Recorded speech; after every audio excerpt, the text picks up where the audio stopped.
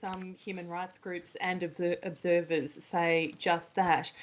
They say that with the latest turbulent time in Malaysian politics, and that is with yet another new Prime Minister, that there has been a silencing of dissent during the COVID-19 pandemic.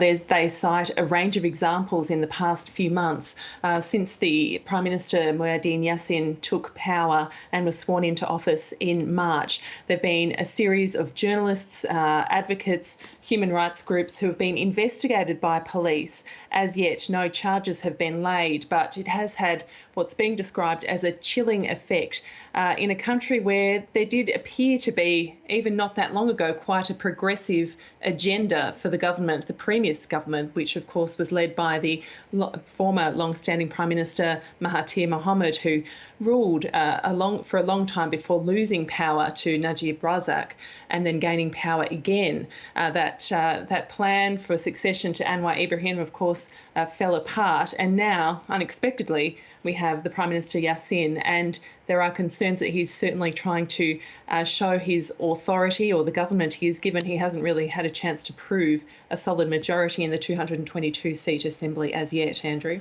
So, Amy, I mentioned there the 6 Al Jazeera journalists, 5 of them Australian. What is the latest with their case? They are waiting. They were questioned by police on Friday and are waiting to see what will happen next. What happens is the police then hand the interviews that they all conducted separately, but with lawyers present on Friday. They will hand those over to the Attorney General, who will ultimately decide whether there should be charges laid against the 5 Australians and their other team members who work for Al Jazeera's 101 East investigative documentary program. Of course, an extremely concerning time for them, but they did a story which investigated the plight of undocumented migrant workers and the fact that some were being arrested during the COVID-19 pandemic.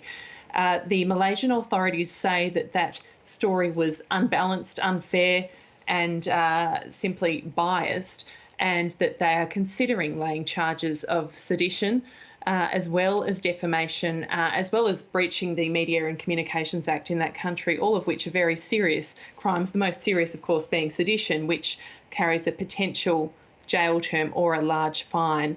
But still no news yet, Andrew, on whether they will be charged. We're literally waiting to see what will happen. And Amy, I mentioned that other case, Stephen Gan. He's the editor of that Malaysian news outlet. He's been charged with contempt, appeared in court today. Now, this is over the publication of readers' comments critical of the government. Malaysiakini is a progressive website, a news website that was set up in Malaysia in 1999. Stephen Gan is the editor-in-chief.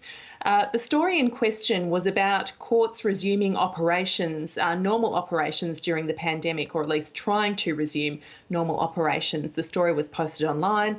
There were reader comments there, and police alerted the news organisation to those comments. They were promptly taken down. However, the website and Mr. Gan are being accused of contempt of court. The allegation is that by being the vehicle to publish those comments, that they have scandalised the operation of the court. The Malaysiakini, for its defence, has said, look, they receive some 2,000 reader comments a day. It's impossible to moderate absolutely everything, and that the comments were taken down as quickly as possible once they were alerted to those comments.